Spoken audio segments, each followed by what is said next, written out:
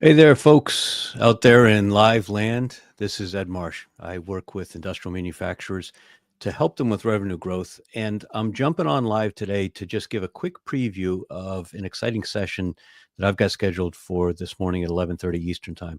I'm going to be joined by Sina Folkman from a company called Findic or Find IQ. And the topic of our conversation is going to be something that's important to industrial manufacturers and the manufacturers that sell to them everywhere.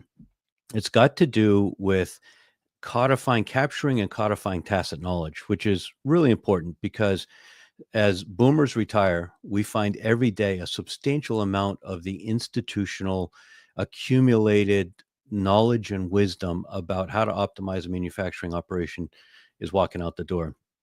We also find increasingly that service technicians that not only are good, but willing to travel consistently are hard to find and they burn out.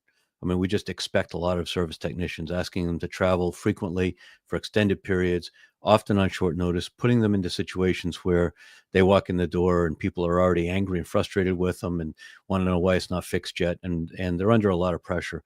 So we've got these retirements, we've got this pressure on technicians, we've got employee turnover. So folks who may be trained and may be reasonably familiar with how to operate production processes and machines may leave for 50 cents more across the street. So all of these are conspiring to make it even more important than ever to figure out how to capture the institutional knowledge, the tacit knowledge, the tribal knowledge, whatever term you like to use to talk about it, into a format that's readily available, searchable, and actionable. So when you've got downtime, got a problem, somebody can look at this information and figure out how to fix it without having to wait 48 hours for a technician to arrive, or empower customers to fix on their own locally with support, as opposed to putting your technician on another plane when they just thought they were going to finally be home for a few days with their family, or capturing this knowledge before your very skilled and knowledgeable and experienced folks end up retiring and walking out the door with that knowledge for the last time.